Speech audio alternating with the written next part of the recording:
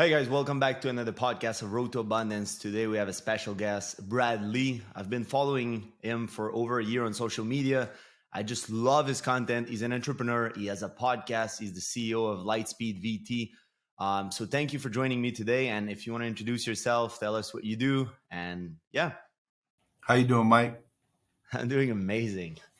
Appreciate you having me. My name is Brad Lee. As you know, I am an entrepreneur and a podcast host. And, lived life the hard way. So I learned a lot of things. Hopefully I can share some of those things today. Yeah, man, I would love that if you can drop some gold nugget. And I've been watching some of your YouTube video, like the dropping bomb of 2022, like your last YouTube of the year that you did alone, and a lot of your Instagram content. I share so many things and views that you have. So yeah, tell us a little bit like your story and how did you become so successful and the mistake you did and the things you learned. And yeah, just a little bit more about your background. Well, I think, when I was about 30 years old, I started a business called LightSpeed VT, which turned out to become one of the leading training systems that's used by, large companies, large brands to train and motivate and, develop people. But for the first 8 years, it didn't really work very well. Not the platform, but selling it, building the business because we were ahead of our time. But I think with the, internet growing and, continuing to push, people eventually saw what I was talking about and, that kind of blew up.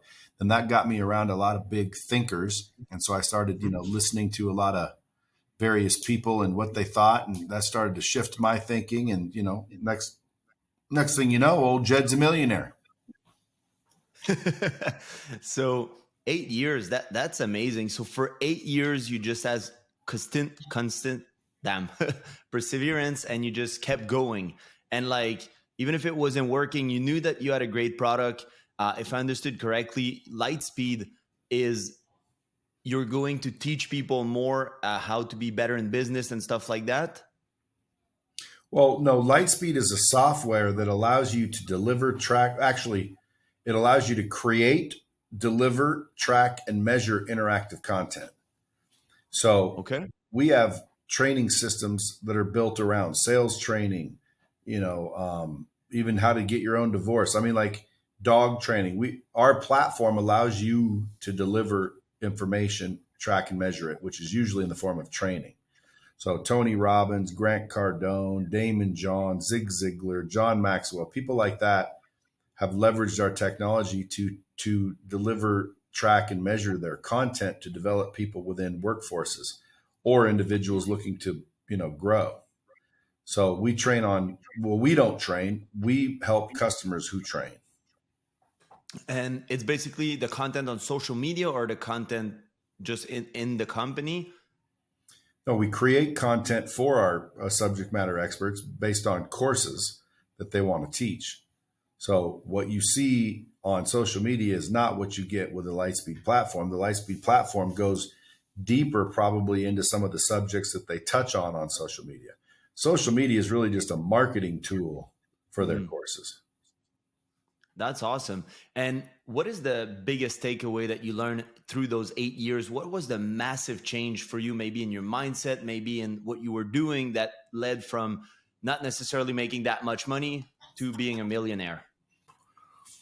Well, again, I had a really good idea. We were just ahead of our time. So what kept me going is I believed in the bottom of my heart or all of my heart that within 90 days, something was going to pop off. Like every 90 days, I figured, man, 90 more days, this thing's going to be exploded.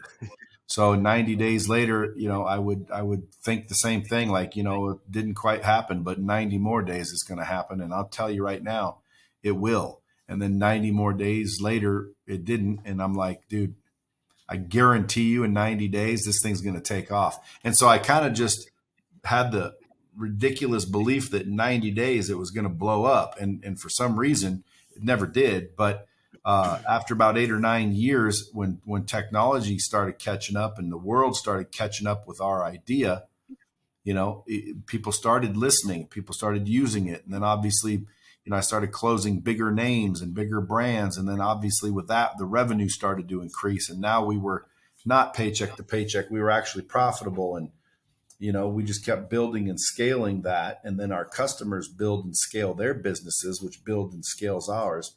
And so, 20 years later, it's a 8-figure software company that could probably demand a 9-figure exit.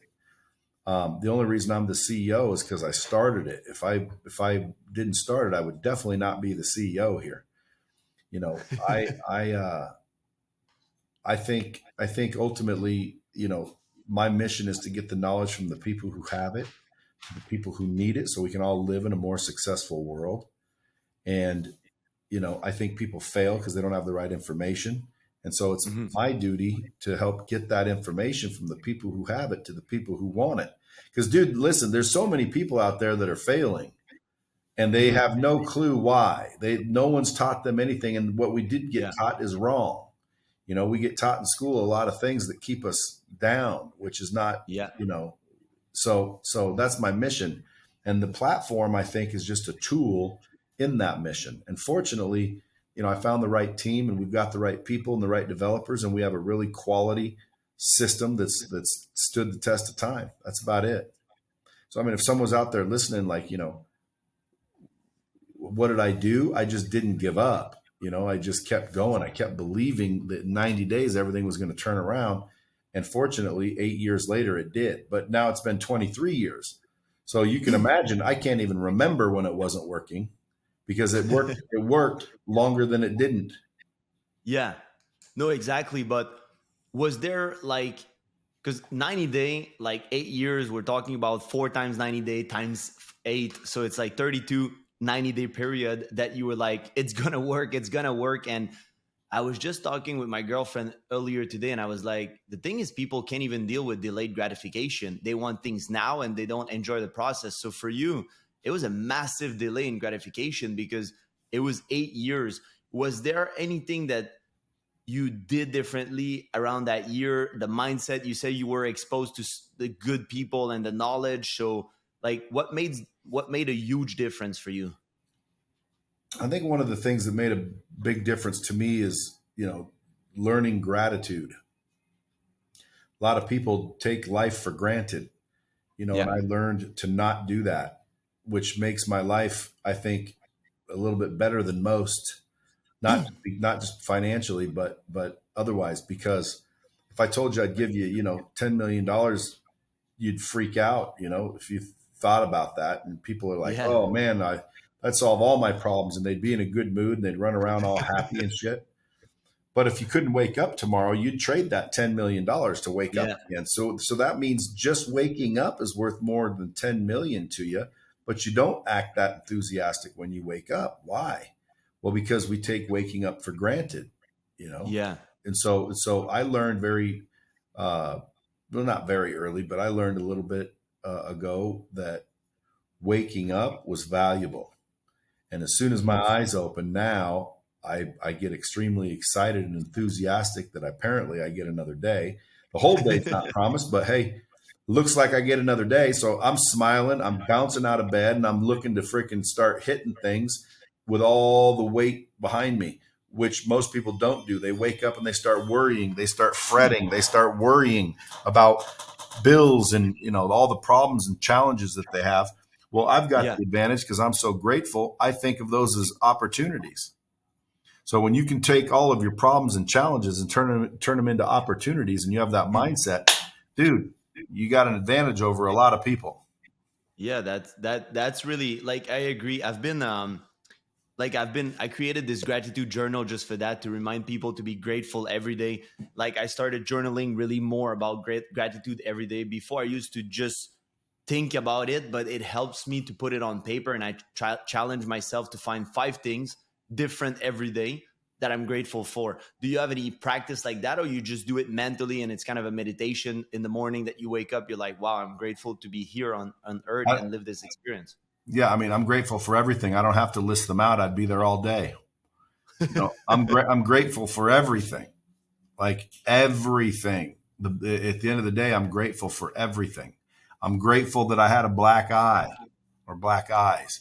I'm grateful that freaking my kids are healthy. I'm grateful all day, every day, but mainly because I'm alive. And once you're alive, once you Yeah. realize, you're alive, okay, well, dude, then everything else is wonderful. The question is, when I wake up, I don't think, is it Yeah. going to be a good day? I think, how good of a day is it going to be? Yeah, that's very important. And I think a lot of people approach their day with a negative mindset of like, oh, I wake up and I think about all my problem and I forget to focus on being grateful and positive and how quick life can change. So I'm super like impressed that even with your massive success, you don't take anything for granted. You're grateful for your life. It proves how powerful is gratitude because you're grateful for what you have and you know that you'll get even more and you're already grateful for it. So it's super important. It attracts it. Yeah. Yeah, that's amazing. And you were grateful before the success came. Like you were already grateful while building it, enjoying the journey and grateful every day. 100%. I've been grateful for a while. That's awesome. And I took note that you said that you wouldn't be the CEO now if you didn't start the company. I guess that you built an amazing culture in the company, that the company kind of run itself. I mean, you're supervising, you're putting your input, your idea, but is it what I understood correctly? Like your company just is booming and employee are doing what they're supposed to do and they have like leadership? Yeah, I mean, like any business, you've got the leadership, but sometimes, you pick the wrong one and you have to replace them. But ultimately, yeah, I mean, business is booming now, but after COVID, people realize that you still have to train people. So online learning really exploded during COVID. So our business obviously took a big uptick on that as well. But at the end of the day, I mean, I have multiple businesses. This is just one of them. I have a merchant services company where we eliminate people's credit card processing fees because right now there's major, I wouldn't say corruption. It's just the Wild West in the merchant processing field.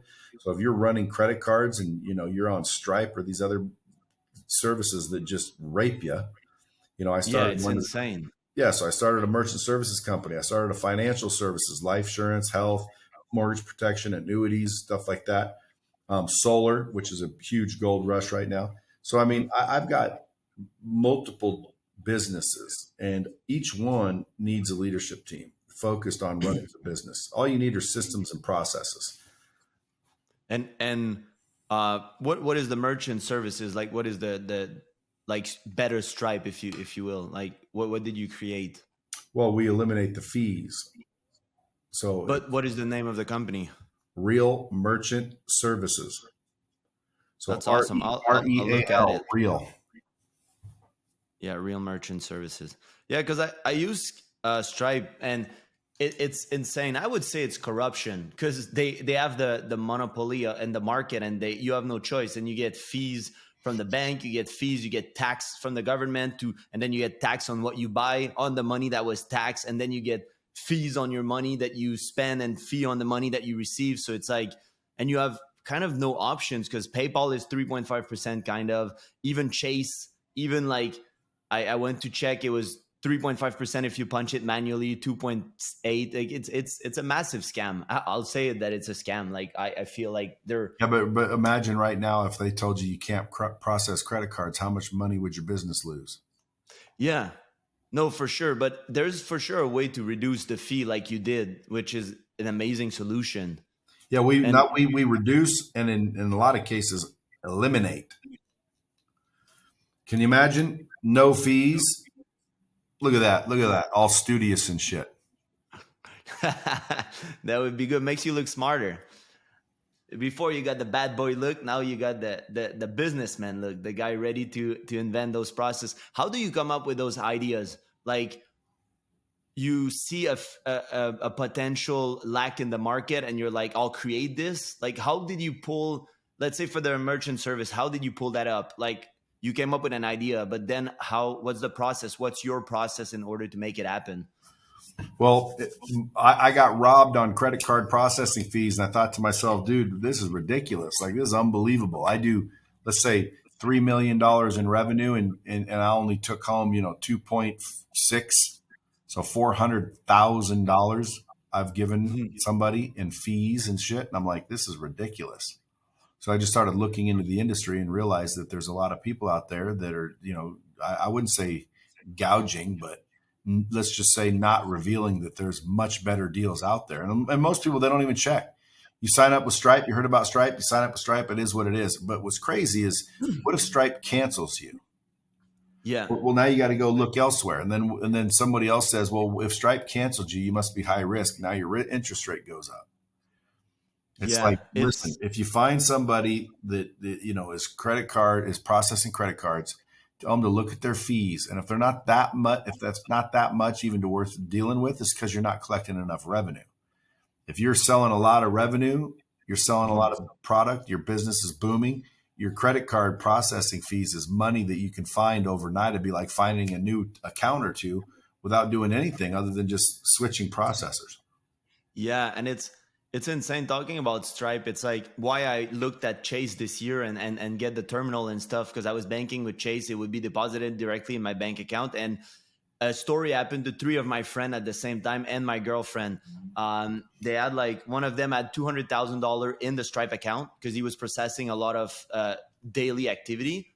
So he couldn't withdraw it until the payment are clear. Same thing with my girl. She had like 30, 40,000, and Stripe just seized the money for my girlfriend. They refunded every customer and they were like, you're a threat. And after 2 weeks of investigation, they're like, oh, we're sorry. It was a mistake, but they refunded all their customer that already got the product. So now you have to hope that your client are honest and they're going to send back the money because you already gave them the training and all that stuff. So it's a very corrupt industry. And it scared me because I was processing a lot of money on Stripe. And I was like, wow, if they pull the plug on me, like I already utilize my time I do coaching, like for successful men. And I'm like, I already gave them the material. I'm already invested in it. And I do one-on-one calls and stuff. So I'm like, what if I wasted all that time and they pulled the plug for no reason? So that's a very, very valid point. And that's why I took the name, because I'm always looking for something. And I think, like you said, people don't have the information, or maybe they don't look. And what was easy is I was already with Stripe with two other businesses, and all the website have a Stripe integration. So you don't really look further. Well, people should look further, especially if they want to save a little money. Yeah, that's for sure. And what would be massive lesson that you learned through the year, that when you say like a lot of people don't have the information, what information do you think would be the most valuable for them? If I'm an entrepreneur today and I want to make it, what does Bradley has to tell me? Like, you're coaching me right now. What do you tell me? If you're an entrepreneur in what? Let's say I want to make it. Either I start making six figure, or I'm close to $1 million and I want to scale my business and I want to make it. Like, what's your valuable intake, that your lesson that you learned, like the gold nugget that you're like, this made a huge impact? Yeah, I mean, dude, I wish I had some sort of rocket science answer, but the truth is, dude, you do more of what you're doing. Okay. You do more of what you're already doing. If you're making $1 million doing what you do twice as much. You'll make probably more than twice as much. The more hands you shake, the more money you make. The reason you don't have what you want in life is because you don't have the right relationships. If you knew the right people, you'd have everything you wanted. The reason you don't have what you want is because you don't know somebody. So you need to get your ass up, get your ass out, and start introducing yourself. Start shaking hands. Start networking and building relationships, because every dollar that you have ever received came from a relationship. Mm-hmm. So if you want more dollars, get more relationships. I don't even know what you do for a business, but I'll tell you right now, I could double your business just simply by coming in and doubling what you're doing. How many salesmen you got? Double them. How much do you spend on ads? Double it. Double the things that you're doing, and more than likely you'll double what you're getting. Now, that doesn't always apply, because some things aren't scalable like that. So you have a couple of choices. You can charge more for your services, or you can have more services to charge for. So a lot of businesses that I see, they're doing $1 million and they're really good at A, B, or C. Well, they didn't really, they don't integrate D, E, F, G, H, and I, because they don't want to be confused and they don't want to be diluted and yada, yada, yada. Where just creating some sort of vertical integration with other things that your business owner needs or your customer needs could double and triple revenue. Kind of like an upsell, like adding more feature, adding more for your client, and then charging for it. Let's say you're selling a product, add a community and stuff like that. Well, it depends on your product, dude. But listen, if I'm buying something from you, do we have a relationship? Yeah. So if we have a relationship, what else can you help me with? Mm-hmm.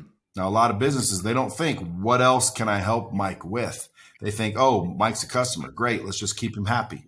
So here we are. The great businesses, the ones that continue to grow and scale, now say, Mike is our customer. How else can we help Mike? And a lot of times it's related to how we helped you in the first place. So what that'll do is that'll vertically integrate the next thing. So you can call it an upsell, but to me, it's just helping them with more things. Like, I'm just solving more problems. You can come to me with LightSpeed VT, for example. You don't know how to build a world-class training system. Okay, so we sell you that here. I also know that you're going to need to market. Do you have the marketing people? You might say, yeah, we got marketing down. Okay, good. Don't need that. What else can I help you with? How else can I earn your business? So I'm looking for more ways to generate revenue, or I can raise my price.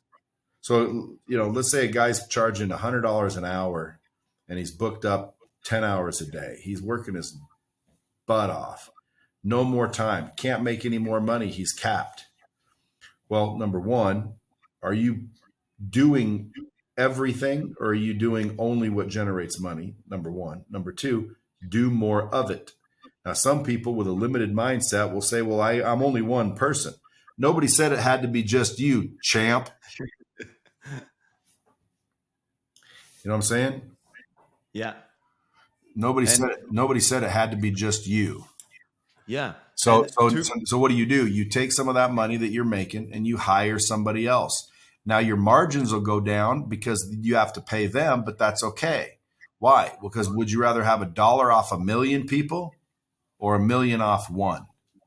Now some people might say, well, I'd rather have 1,000,000 off one. No, because it's much more likely that will end.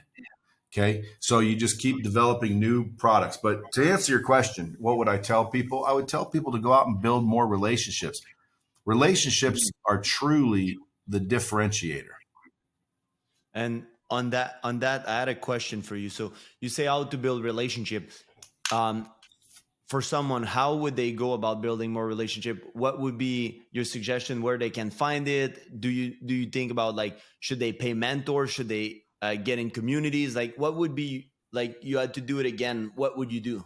Well, all of the above, because let me teach you how you get anything you want in life. You ready? Mm-hmm. This is anything. First thing you got to do, Mike, is figure out what it is that you want, which is most people's biggest challenge. They don't really know what they want. Yeah. And it's harder to figure out what you want than it is to get it. So I'm going to teach you right now how to get anything you want. And the first one is to figure out what it is. Yeah. Second one is to figure out now how to get it.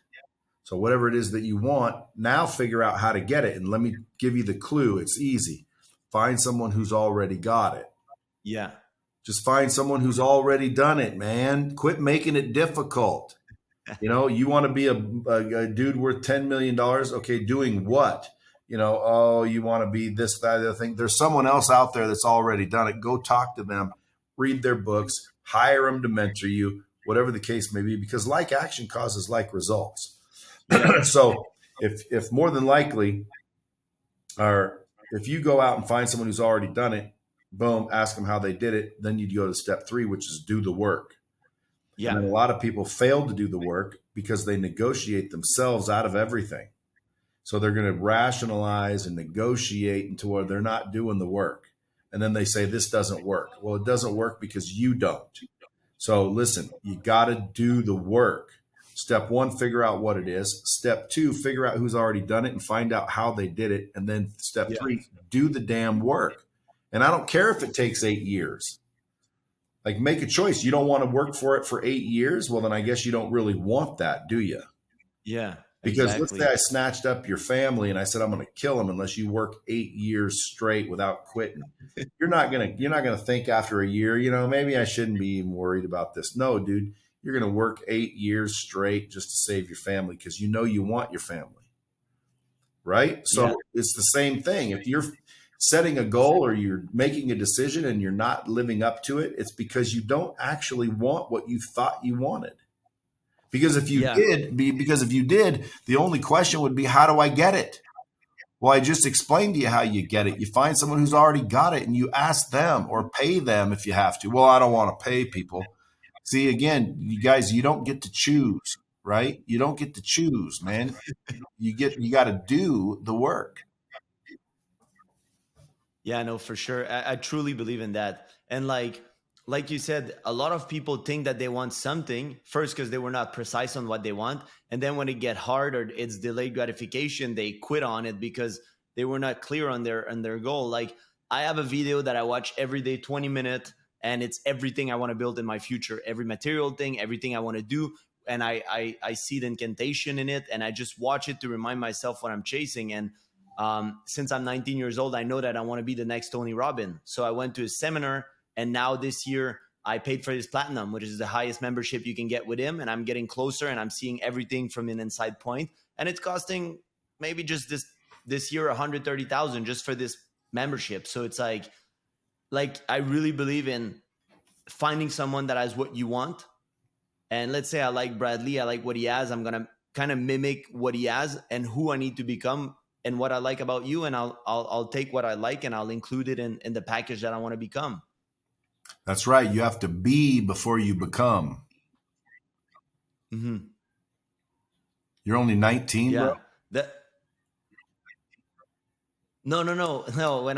When I was 19, I went to Tony Robbins for the first time, and now I'm 31. And it was funny because at 21, I went to Unleash the Power Within. I walked on fire and I went all in. I bought the University Mastery, which was $20,000. And back then, 20,000 was, I didn't even know how I would come up with that money. And actually, I didn't come up with that money. I went bankrupt 2 years later, so I could never attend the seminar. And 2 or 3 years later, I went bankrupt. I had some stuff happening and I never quit. And I did a lot of other mentorship. I went away for doing other stuff. And this year, I bought my girl to Unleash the Power Within. And I was like, you know what? Now I can afford it. I'm going to buy the highest fucking package he has. And I'm going to see what the best in the industry has to offer for that price. And I took a lot of mentor in my life. I believe in skipping. Like I call it quantum leap. It's like you see someone, you learn as close as you can, and then you can learn from it way faster. It's like There a you cheat go. code. There you go. Hit it on the head. I agree. Awesome. And is there any massive failure that for you, there's no such thing as failure, but it's lesson learned? Was there a point that you had a failure that then transformed into something that was a massive success? You know, no. I mean, no, not really. Other than I failed when I first started Lightspeed. I had actually went out to go start a training company, and I was very good at training people at my job. I worked for a company. I was the manager, so I trained everybody. And I got very good at training people on how to sell, close, and persuade. So when I stopped my company job and I started opening my own business, it was going to train people. And I went out and I started training and I couldn't get people to do it. And I failed miserably because what I thought was, I couldn't even figure it out. I was like, I was successful here and now I'm not successful. I'm not able to get people to kick ass. Before I could get everyone to kick ass. Now I can't do it when I'm doing it for myself. So I couldn't figure out what the hell the problem was. So I did a little research and I found 4 key ingredients: good content, repetition, practice, and accountability. Now, when I was training, I didn't know that. So I basically failed at the training organization, which then caused me to look for the solution or the remedy. And it was Lightspeed. It was my company.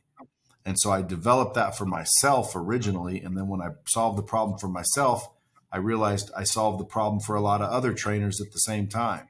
So then I started licensing other trainers to use my software. And as you know, SaaS, software as a solution or a service, software as a service companies, they get 10, 20 multiples. They're very sought after, they're recurring revenue. So I kind of just accidentally, took that failure and turned it into a massive winner. So that would be one. Yeah, and it's like life was rerouting you into something even better. So instead of quitting, you were like asking proper inquiries. You were like, how can I make it better? What didn't I, why did I fail at that? And then you created a better product and it became something like that. Now, like you said, you could sell like nine figure, which is super impressive. And you're still building other businesses on the side. And talking about, you talk about having multiple stuff and multiple business. When would you, in your opinion, when would you think is the best? Because for me, what I teach people is I think you should focus on one business maybe until you hit 1 million or so and the business is driving and you kind of like nailed it, and then you can diversify into other stuff. What would be your opinion on that? I pretty much agree. I mean, in a way, I think when people try to diversify too early, they get diluted. Yeah. So I think you should go, all in and focus on one thing for long enough until it's successful and it's operating and it can operate without you, and then diversify. That's awesome. So become an owner of business instead of an operator. So at first, like yourself, you were very much involved with the business until it was very successful. And now you diversified into many other businesses, which is often a mistake that people do. It's fear of missing out. I used to be like that. Like everybody come with a great idea and a great project, and one of your business was maybe starting to take off, and then you dilute, and then it's failing on both sides because you're chasing two rabbits. 100%.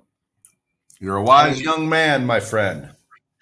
And like you build a successful company. I like that your businesses has amazing culture and stuff like that. And you're always talking about hiring the right people, and sometimes you fail at hiring them. And so how do you do it? What's your process? Do you have like a special interview? Do you go just with your feeling? Where do you find the people? How do you know that someone is right for your business? Like the whole getting the right people. I would love more insights on that. I'm myself, like, to be honest with you, for a while, I couldn't scale more than 1 million because nobody could do it better than me. And it was a problem for a while because I was I needed to do everything. And I was not, now I rephrased it into, I became a good leader. And instead of judging people for their mistake, I'm trying to see how we can improve. But it was still hard for me. It took me a while to find the right people. And sometimes it's still a struggle to add more amazing people to the team. So what would be your advice on that? Well, I mean, I would establish a set of core values and operating principles that you go by, and you can see very quickly whether they, slide in. But I'm also a firm believer that people will bullshit you left and right. So a lot of people, they're very good at auditions. They're very good at interviews where you're going to make a mistake, so you do your due diligence. But the biggest thing I would point out is, when we build a business, we want a bunch of stallions around. We want a bunch of badasses. Well, have you ever seen stallions run with the turkeys between their feet? No. That's because stallions don't run with turkeys. So if you have a bunch of turkeys on your staff hoping to find some stallions, even if you do, they don't stick around because you got a bunch of turkeys. So rather than figure out how do I find good people, I'd start to figure out how do you get rid of not good people first. Mm-hmm. Like you want to get rid of everybody that's food. Like an empty seat is better than the wrong seat. You get the wrong person in the seat. That's not as good as an empty seat because at least, you can see that you have an empty hole there. But at the end of the day, I would say worry more about getting rid of the people that aren't stallions, so that when you do find the stallions, they come in. And then in order to find the stallions, who's your number one competitor? Go get their vice president and see if they want to be your president. Give them a promotion for the company and try to make it your top competitor. So let's say your top competitor's, such and such. Dude, pick up the phone, walk in there, get the receptionist some donuts. They don't know who you are, and literally steal their vice president. That's savage. I love it. But I mean, dude, I he's mean, already. at the end of the day, dude, the people you're looking for aren't looking for a job. The people you're looking for have a job. So you want to start looking in the paper, and you want to go to Craigslist, you want to go to Indeed, and you want to find someone looking for a job. My question is, dude, is the person you're really looking for a job? No. And it. So how do you know that those people would be faithful? It's like if you get a girl and she's cheating on her Don't. man. You don't. Okay, so you're taking a guess. Yeah. I mean, again, like, dude, at the end of the day, if a chick cheats on you, what are you going to stop dating because of that? No, it's just like I wouldn't marry I know, but necessarily. like, I I don't wouldn't. want to date anymore because they might cheat on me, dude. That's a bad approach. Like, that's not No, I abundant. mean for your wife. Like if a girl cheat on her man while she's with him, and then maybe I wouldn't want a wife here.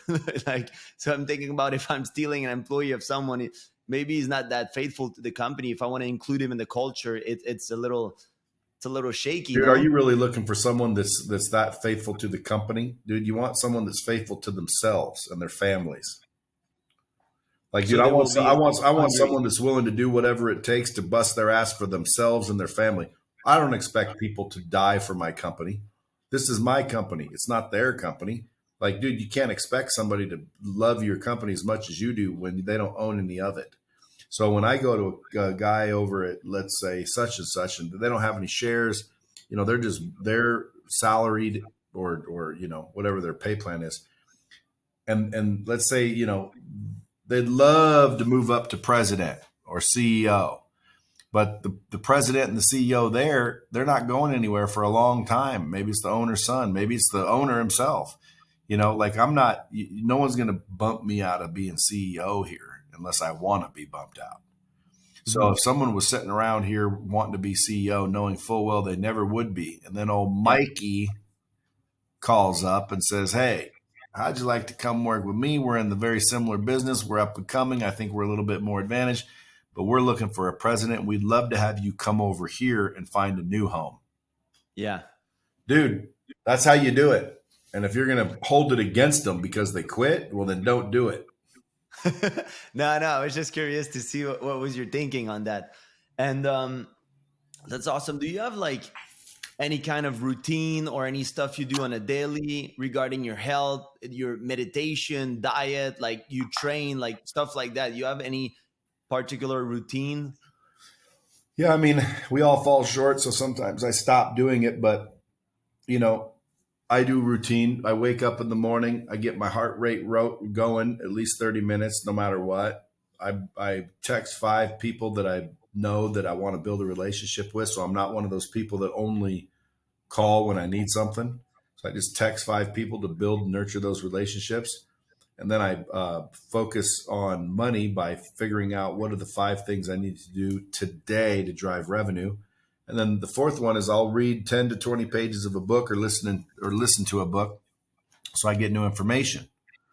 Because most people fail to realize that if you really want to change what you're getting, you have to change what you're doing. Hmm. And if you want to change what you're doing, you have to change your behavior, because the reason you do what you do is your belief system. So Yeah. the belief system is why you behave the way you behave. So if you want to change your behavior so you can change your results, you have to change your beliefs. Yeah. Make sense? So in order to change your beliefs, you need new information. There's no other way to change a belief than to get new information. So right now, whatever it is that you believe is why you're doing what you're doing, which is getting you what you're getting. Whether it's a lot or a little, it doesn't matter. It's the same principle. Yeah. So if you want to change what you're getting, whether it's more or less, you got to change what you're doing. If you want to change what you're doing, you got to change what you believe. The only way to change what you believe is to get new information. So I just make it a habit on a daily basis to do that, because when it boils down to it, dude, it boils down to mindset, skill set, and habits. Yeah. Mindset, skill set, and habits. That is what makes the difference between champions and average people. Yeah, your thoughts that you think for a long time become belief, and you can change them. And a lot of people are so attached to their belief, but it's just you had those thoughts for a long time, and like you said, you don't have any more new information. So I like that you still read a lot, and it proves that no matter where you are in life, it's important to get new information because you're at a very high status. You made it in life. You're an amazing businessman, an amazing person, and you still keep growing. So that's really cool. And regarding your, do you drink? Do you have? Do you diet? Like in terms of stuff like that, your sleep. Like how do you prioritize your health in all that? Well, I prioritize health as number one because without that, you'll give everything you have to get it back. So again, I don't drink except for on occasion, maybe a celebratory thing. Yeah. Um, same thing with cigars. I used to smoke a bunch of cigars, but I stopped doing that. Now I just, work out, eat right, enjoy life. Awesome. And what is enjoy life for you? What does it mean? Like, what does it mean? Travel, hang out with friends, family, build relationships, just hang out with people you enjoy, do the things you enjoy. Awesome. So, two questions for you. What is your top three book, and then your top three destination? What was your top three favorite country? So let's start with the books. I think the top three book would probably be The Four Agreements, Mm-hmm. Think and Grow Rich, and How to Win Mm-hmm. Friends and Influence People. Now, again, there's a Yeah. lot of other books, like, As a Man Thinketh is up there. It's hard to say which one are my top three. You Yeah. know, there's just so many, but those three I think made the biggest impact. Yeah, Four Agreement did change my life. Like when I was looking for, that is the book that I always say that for me changed my life because at some point I was very depressed and I needed some guidance, and I started living my life on those Four Agreements, and it had a massive impact in my life and my career. And it every year I started doubling my income, and I don't really drink since I'm 24. I stopped partying.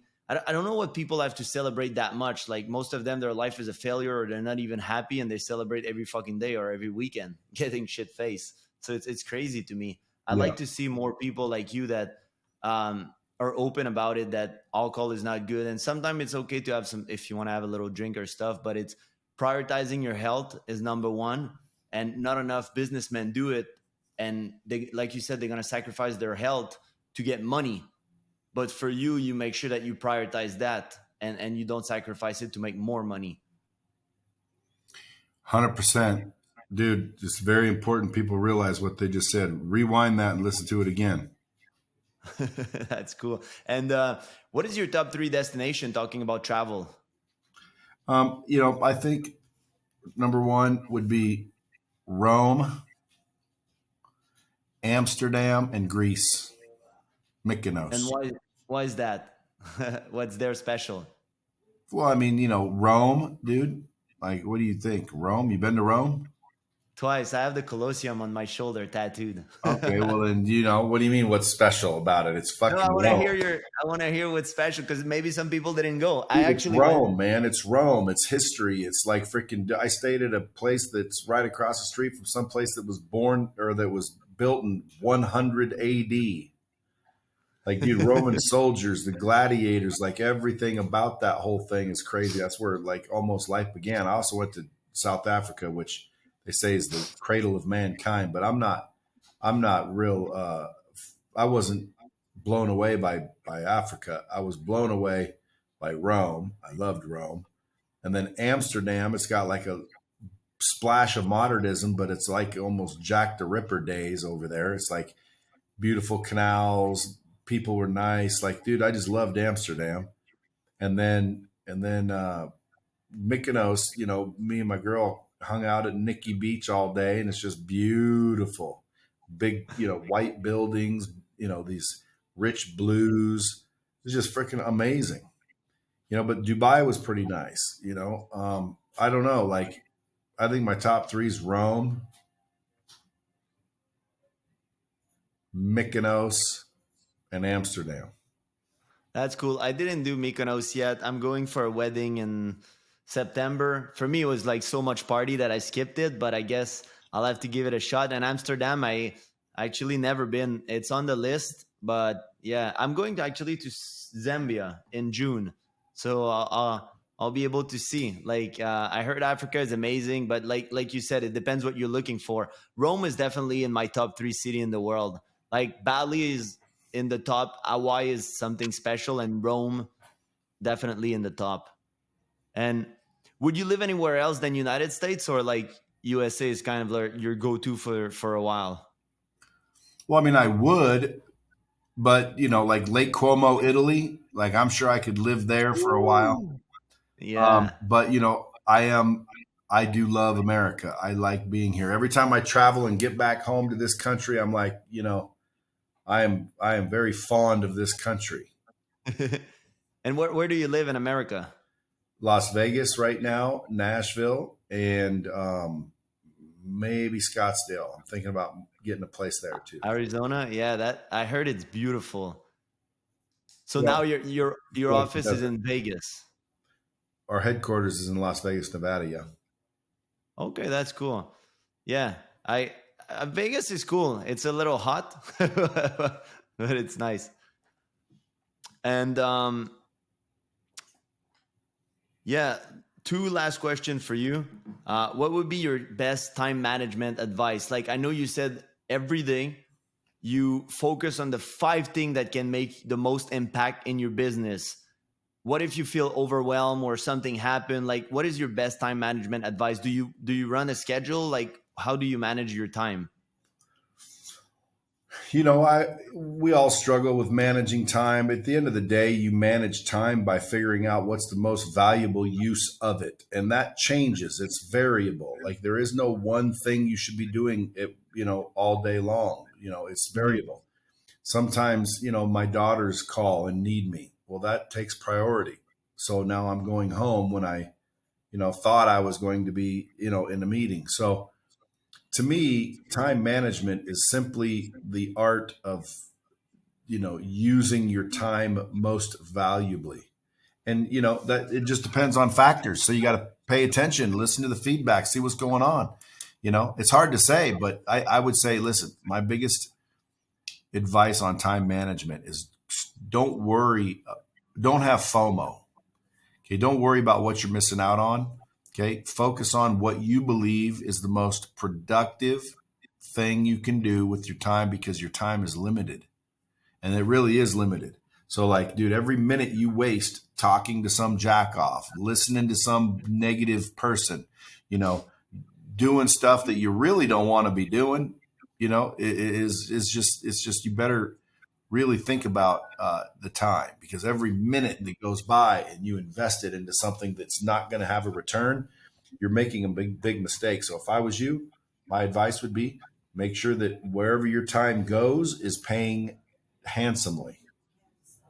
Awesome. That's great advice.